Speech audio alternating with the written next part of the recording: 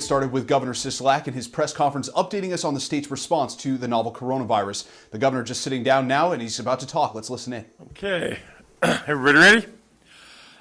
Good afternoon and thank you for joining us again this afternoon. I am pleased to be joined today by COVID-19 Response Director Caleb Cage to my left and Ms. Julia Peak to my right, who is leading our contact tracing efforts from the Nevada Department of Health and Human Services.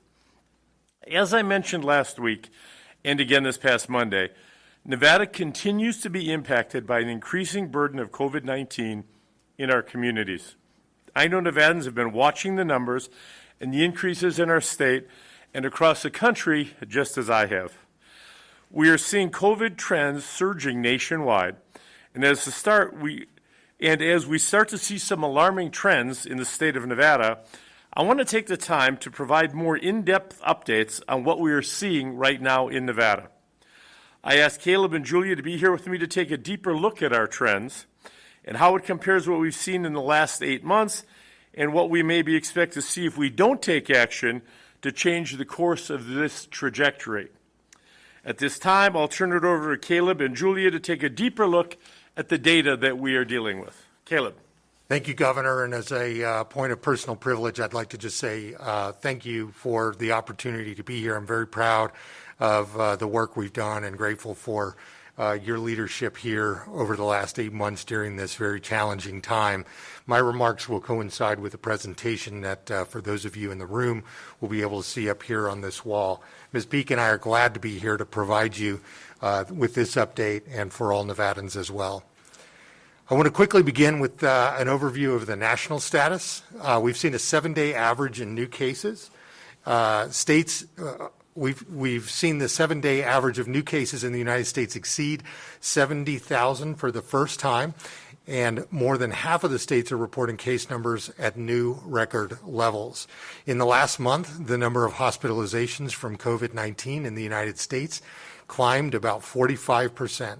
Hospitals nationwide are beginning to express concerns about being able to provide sufficient care to patients.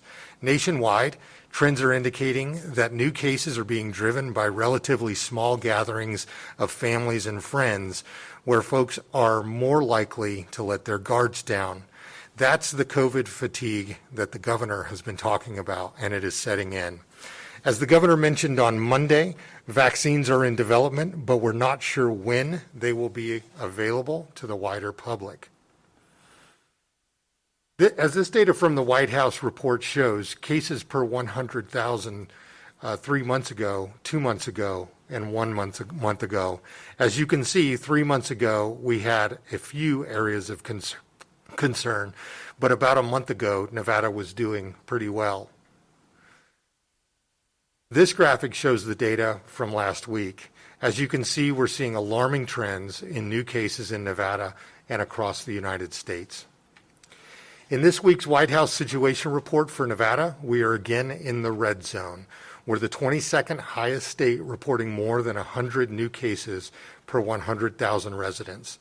71% of our counties have moderate or high levels of community transmission, according to the White House, and 24% of our counties are deemed in the red zone. That's based on the total number of known cases and high test positivity rates. That suggests that there may be even more cases than currently estimated or found through testing and contact tracing. That means, without a doubt, that we have community spread in the state of Nevada.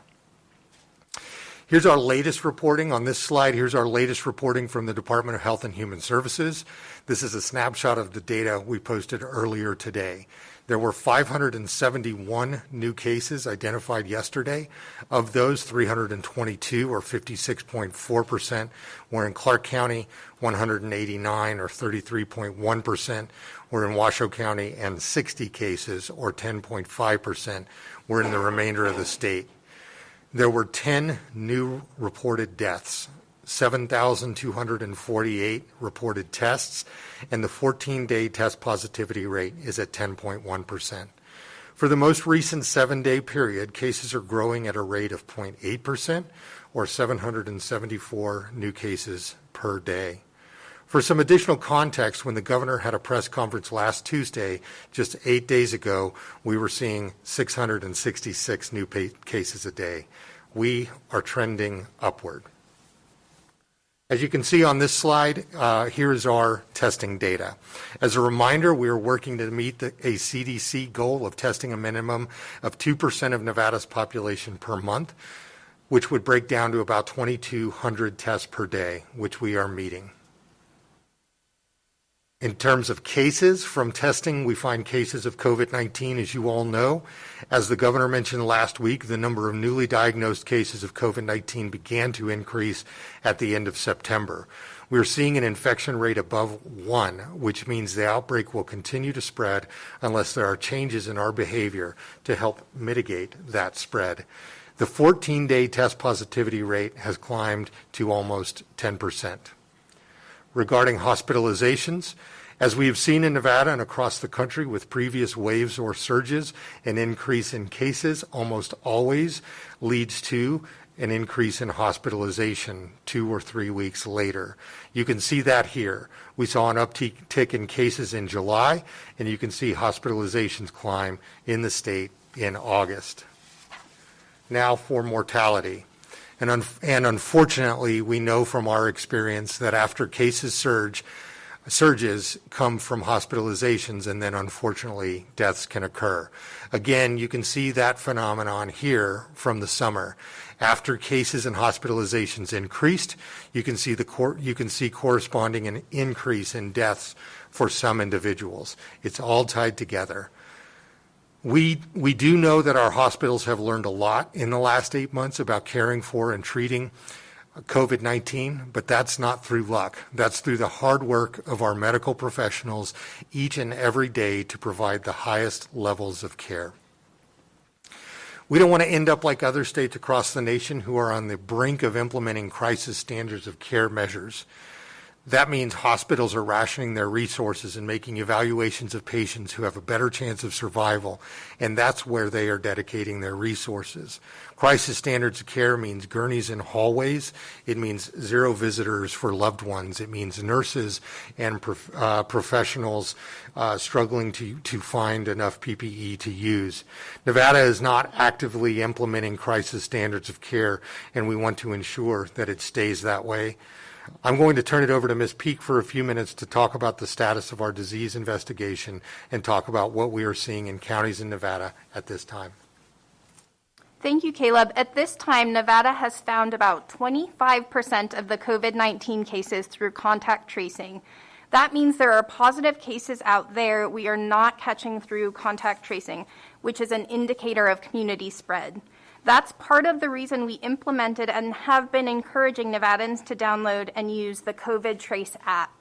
It helps supplement our traditional disease investigation efforts. At this time, we have surge staffing in place to help our contact tracing efforts, but those levels would drop down when the coronavirus relief funds expire at the end of the year.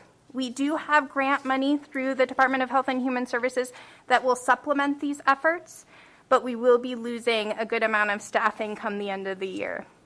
On this next slide, we look at county data. I wanted to take a minute to break down some of that data and trends we are seeing by the counties. Some of you may be familiar with this graphic. Back in July, we began looking at data from individual counties and using 3 metrics to measure whether counties have an increased risk of transmission of COVID-19.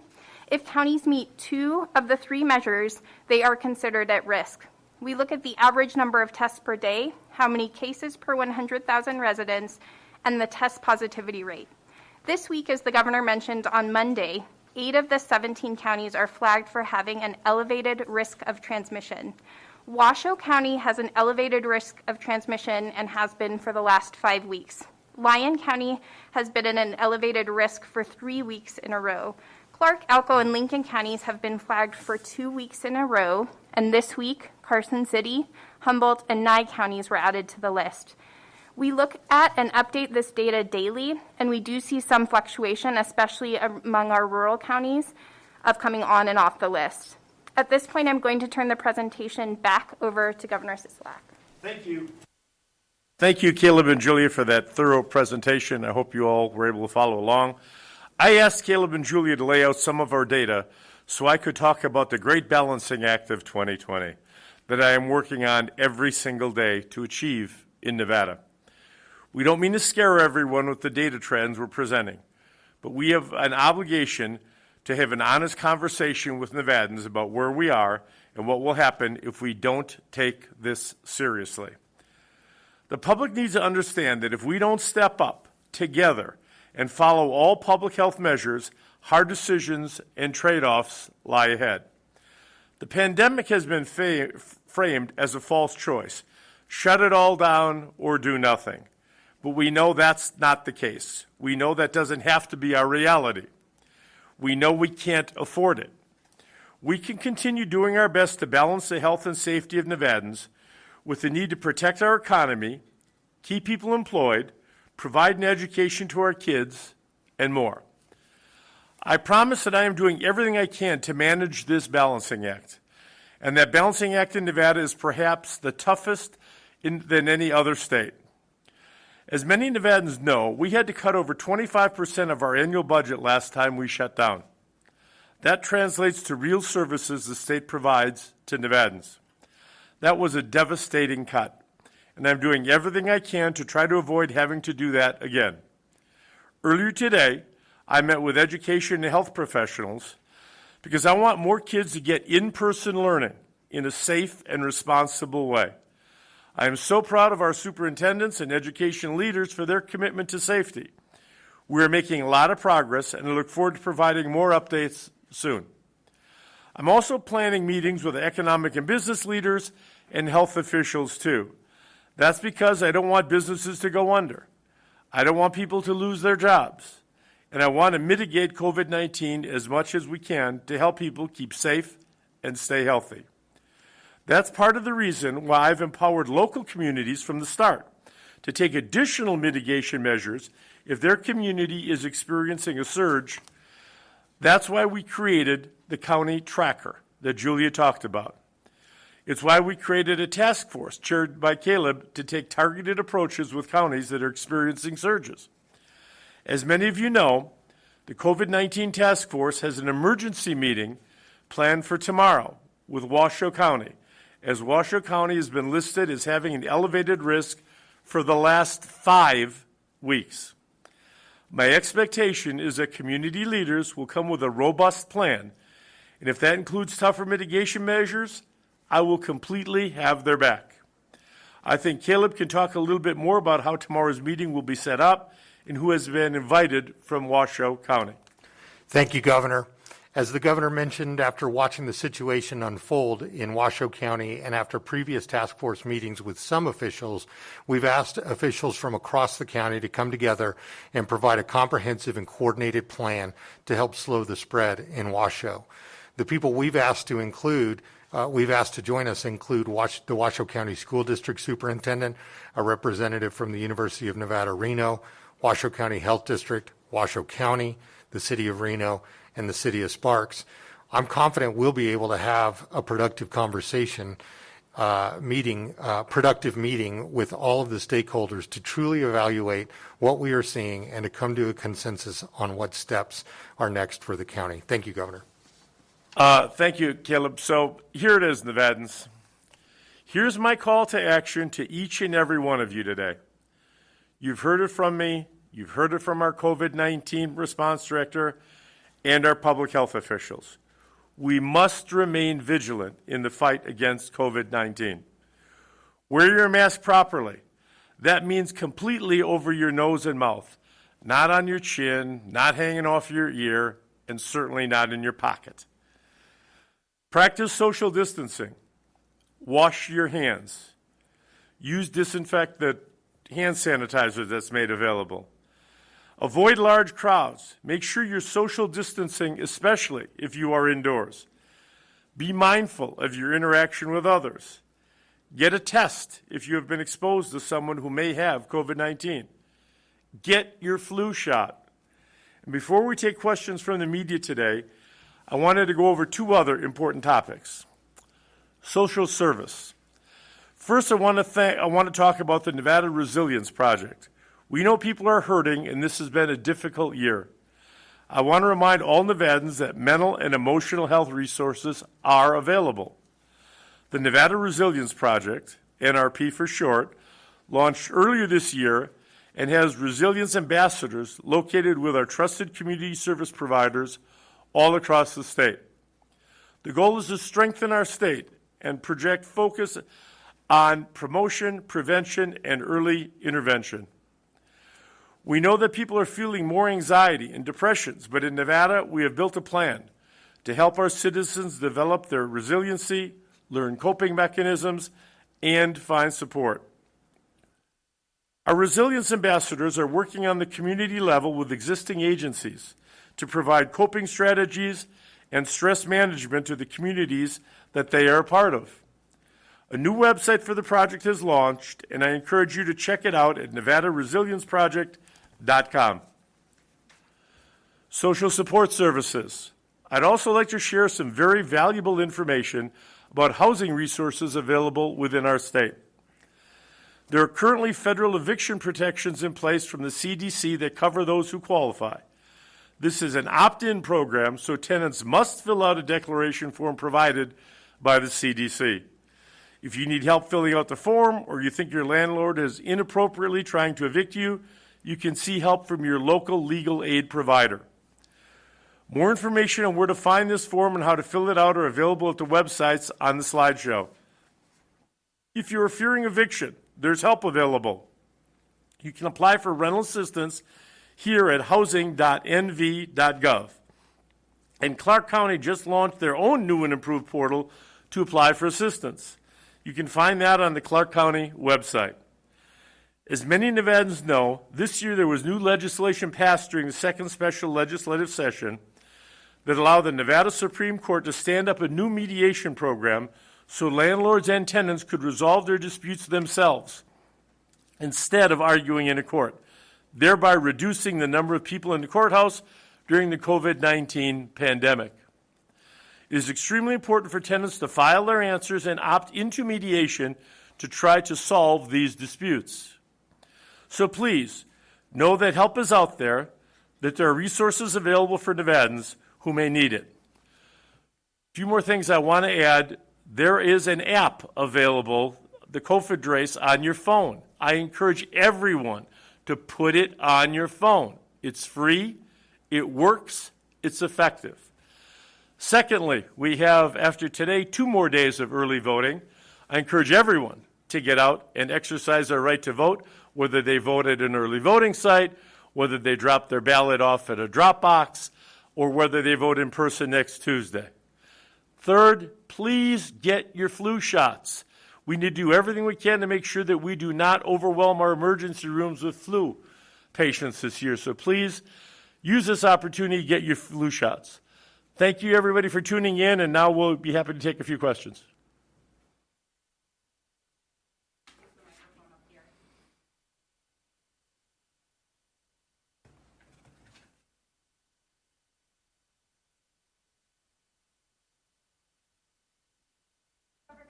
Hi.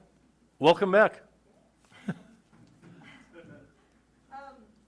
president said today he made some about Nevada's election, some ballots in the trash that are floating around, and alleged that you were part of a political club, which was a concern. What do you have to say in response to those comments? Okay, I didn't watch the president. I hope that he wore a mask if he had an event. I rather doubt that he did. And I would have hoped that he would have gotten into a discussion about how much we need another stimulus package coming from the federal government in an organized plan, neither of which we've seen. But I don't have any comment about his, I don't know what the comments specifically were, so. Do you have any response to him saying you're part of a political? Well, if he means a club that I'm a Democrat, I'm a part of that. I'm a Nevadan if I'm part of that club that he's talking about. I don't know what club he's talking about. I mean, sometimes he gets talking about things and I can't follow exactly where he's going. But those are the clubs that I'd be a member of, if that's what he's talking about. But I don't have anybody's ballots. I've never seen or found any ballots in a garbage can, and I think sometimes this is just exaggerations. On the eviction point that you made, we're about a week out from having the eviction moratorium lifted. I think there's some concern that people are going to challenge the limitations of the CDC moratorium. Do you feel like we need to instate a new. I thought the CDC moratorium went later. I thought it went till the end of the year. Do you feel like we need to add the state level protections in case?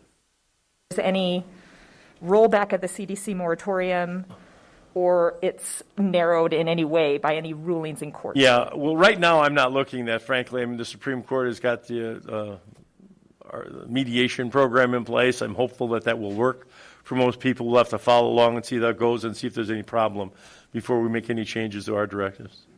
Let's go to the next question, and if we could try to do one question at a time, please. Hi, Governor. Bill, how are you? I'm fine. How are you? Good. So, sticking on the theme of politics, Vice President Pence will be in Reno Airport tomorrow at a rally. The venue has signed an agreement with the airport to limit the audience to 250. That seems improbable, and was wondering if you think that's also the case. And will a fine of a couple $1,000s, is that really enough of a disincentive for somebody like that?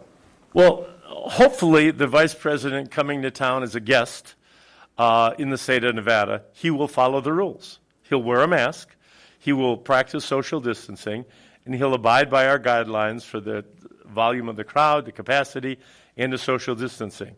If the airport and or operator or landlord of that facility choose to not follow those guidelines, there are authorities that'll, take appropriate actions. But I would hope that the bigger guideline, and obviously sometimes these dollar fines don't make an effect on him, I would hope that knowing that he's putting the health and safety of 3 million Nevadans at risk by what could be inappropriate behavior would be enough of an incentive to have him follow those and not give the impression that he doesn't care about the residents of the state of Nevada. Do you think that some of the... Sorry, Bill, I just want to make sure your mic's on so the folks listening can hear. Is it up? Okay. Do you think that some of the comments that are made when the Republican, the head of the ticket, and the person come here, that it's directed at the state, is that just to gin up a kind of a dispute with you? I don't know what their intention is, if they want to gin up a dispute with me. I mean, I hear this regularly. I see it on social media. I try not to follow it. My kids sometimes bring it to my attention. My mother will see that stuff and tell me. I am interested in protecting the health and well-being of all of our residents. I'm interested in doing what we can to control this pandemic and at the same time open up our economy. And I wish that they would be interested in the same thing. I've argued for 8 months for a national plan to distribute, tests and vaccines in the future and PPE and whatnot. To this date, it has not come. And they can say it has as much as they want, but it hasn't come. And whatever they say, it rolls off my back. I am continuing to fight for the health and safety of everybody in the state of Nevada and to get our economy back on track. Thank you. Thanks, Bill. We'll go to Sam next. Hi. Caleb, would there have been more counties flagged if we hadn't switched how we calculate test positivity to the test encounter method?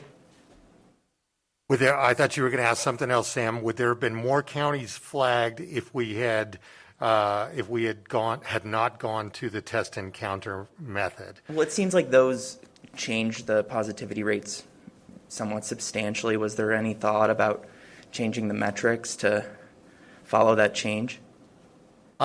So as you know, two parts to that answer. One is we at a recent task force meeting we reduced the total number of tests that a county needed to meet per 100,000 from 150 to 100 because of some concerns that had been mentioned by especially some of our more rural communities. And so we did adjust that in order to meet their needs. But the testing encounter decision was really made in order to incorporate the appropriate number of tests and to make sure we were deduplicating nationally. In fact, we just got off of a call with Johns Hopkins University where they were commending Nevada for being one of the very few states to transition to testing encounters instead of overall tests, which was a really positive thing for us. I have not done an analysis yet to determine whether or not the change would have resulted in a difference, but I know our state biostatistician could provide that very quickly. Thank you. Sam, it's Julia. Do you mind if I add just No, a please. little bit on that? So just looking at the data from last week, potentially one more county could have been on based on a 7% positivity. I'll let you know that tomorrow at the task force there are changes related to which counties will be flagged. So encourage people to watch that. I'll just add just a little more specifics about encounters. One of the things that we saw is as different types of tests hit the market, we wanted to ensure that we're not double counting tests. So if an individual goes in and gets 2 specimens collected, one is provided in a point of care test and then one is sent to the lab. It didn't make sense to count that as 2 separate tests. It would appear to be 2 separate individuals. So we thought testing encounter was just a better methodology. Governor, it seems like the Great Balancing Act is somewhat a departure from your prior messaging about following the science, at least in messaging. Has your perspective on balance changed at all throughout the course of the pandemic? Not really. I'm learning as we go through this. I think when everyone would admit, if they were being totally candid with themselves 8-9 months ago, we never thought that we would be here today at the first almost of November, still in this situation. You cannot keep the economy shut down forever. And it's my hope that we continue to, and people say open things up. Everything is open except for one school district in southern Nevada. Most things are open right now, currently now. What we need to do is to have people make the choice, as I said at the meeting on Monday. If you want to go watch your grandson or your granddaughter play basketball, wear your mask. If you want to be able to go to a concert or a football game, wear your mask. If you want to help create jobs in the state of Nevada so people can support themselves, wear your mask and social distance. It's up to us to determine the direction that we're going to go in.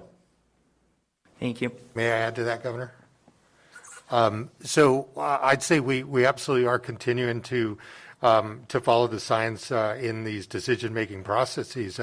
Just last week, Dr. Fauci from the federal government talked about the need to continue to make sure that opportunities to participate in the economy, participate in education, and so on are absolutely essential, and that we do know from science and from experience, as the governor said, we do know exactly what it's going to take in order to stop the spread of this disease, this virus, and if we can implement that collectively, then we can continue to move forward with the economy open and otherwise.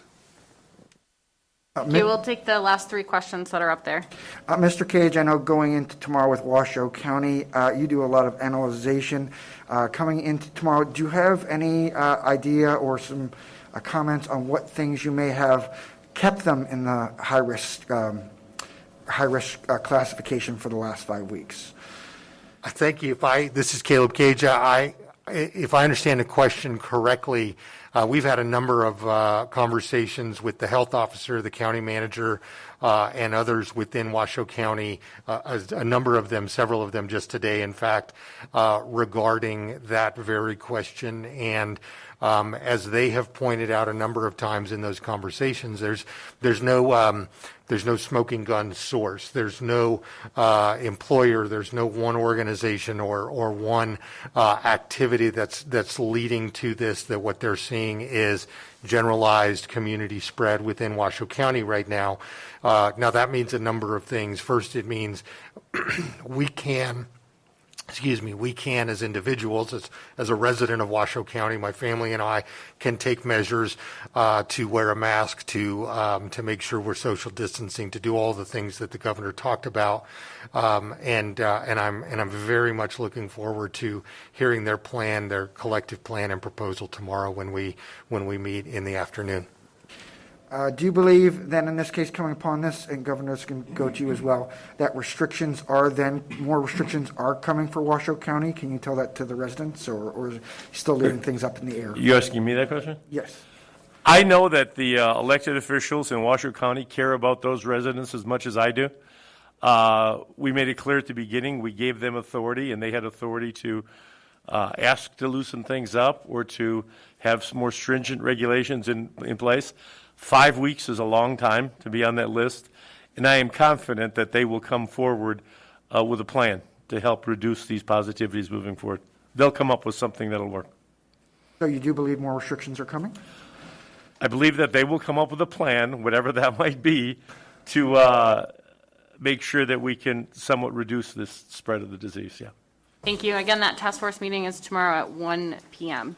So we'll do I the think last you- two questions. I think you may have just answered my question, but your expectation is in that meeting in Washoe County with the school district and the university and the local officials, you expect them to come up with a plan tomorrow. I certainly do. How will that be announced? Will it be announced individually by those entities? Will it be announced through you or? Well, I'll leave that to Caleb and Julia. They're going to handle the meeting tomorrow, but I would assume that they will come and give presentations and say, we're going to do A, B, C, D, that we hope will help reduce the spread. But I don't know, Caleb, you going to? Yes, Governor, that's exactly right. And I know they're actually meeting right now and among the various jurisdictions to finalize that plan. And we look forward to getting that later this evening. Is there an approval process that they have to, you have to clear the plan or? So according to the Road to Recovery framework that we put together earlier this year, they'll present that to the task force, which is made up of a number of entities at the state and local level. We will either approve the plan, we will modify the plan, or we will deny the plan tomorrow at that meeting. Okay, thank you. Yes, sir. Thanks. We'll do last question. I think Zach. Thanks for taking the question, guys. There's been a repeated narrative at the last couple debates from President Trump and also campaigns here locally that we're on the mend, things are wrapping up, the virus seems to be in a good direction. You, the medical professionals here in the state of Nevada, for residents that are watching these debates, attending these rallies, are we on the mend? As the medical leaders here, is this a narrative that is true from the eyes of science? Before we let the medical professionals go, and I want them to follow up, we are not rounding the corner. I don't care who says it, we are not rounding the corner. You can see from the slides, our cases are going up. Anyone that says the contrary is just not telling the truth. No, anyone who says the contrary is lying. They're trying to intentionally deceive people and have them let their guard down. We cannot let that happen. We need to be more vigilant than ever to step up everything that we did. The choice is ours. As I said, you want to go to your kid's football game or you want to go out with your buddies and play basketball. We can do those things if everybody would just follow the regulations, the protocols that we've put in place. If you don't want to follow them, we're not going to be able to do more things. But listening to somebody with their hyperbole or their philosophical ideas or frankly their lies isn't going to change the fact that across this country, the spread of COVID, the cases are increasing. You can look at any show and see that that's the case. Somebody telling you it's not so doesn't make it not so. So I'll leave that to Caleb and Julia. Julie, would you like to go ahead or do you want me to? Okay. I couldn't agree with the governor more. We are, as I said in my remarks, we are experiencing a 7-day average nationally of over 70,000 cases. Our situation here in the state of Nevada parallels that from a local perspective as well. And as we laid out in our remarks, when we see cases, we know that within 2 to 3 weeks we're going to see hospitalization, and within 2 to 3 weeks after that we're going to see deaths. So that is the trajectory for a typical for a number of the COVID positive patients here in the state. What I'd add to that is that narrative is exactly that. It's only a narrative. It does not reflect the truth or the reality that we're experiencing in this country or around the world at this time. And I would say that narrative is deeply disrespectful to our healthcare workers who are on the front lines dealing with this every day and who want to go home and see their partners, significant others, and their children, to our teachers who are trying to make sure that they're having meaningful opportunities to educate their children, and to everybody else who's working extremely hard to keep this economy open. Agree with both of those comments. I'd say that in public health, we're incorporating COVID into our forever response. There won't be an end to COVID. Hopefully vaccine will get it to levels that we can control. The best way I could describe it is that COVID is truly a controlled burn in our community. And if we can keep it at levels where our hospital capacity is healthy, where we can case investigate and contact trace all the cases and people isolate and quarantine, it's going to be like any other infectious disease that public health has been responding to for forever.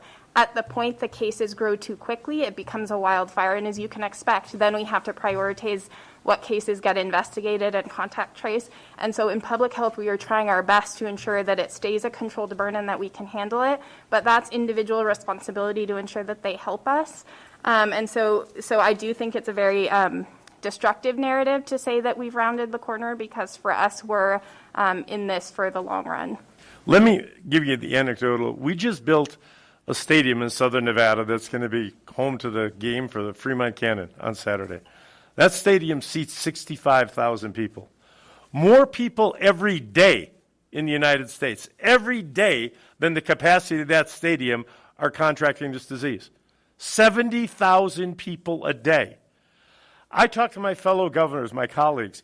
They have to look at restricting rationing care in some states. That's how overwhelmed hospitals are becoming. They have to look at maybe transporting patients out of state because there's no more room in their hospitals. And if anybody thinks that that means that we've got a handle on this or it's going to go away in a few days, they're dreaming or they are lying to the American people. It's that simple. And I'm not going to allow that in the state of Nevada. We're going to do everything we can to protect all of our residents and at the same time protect our economy. So with that, thank you. Thank you for your time. Great. Thank you, everyone, for coming out, and have a great Nevada Day.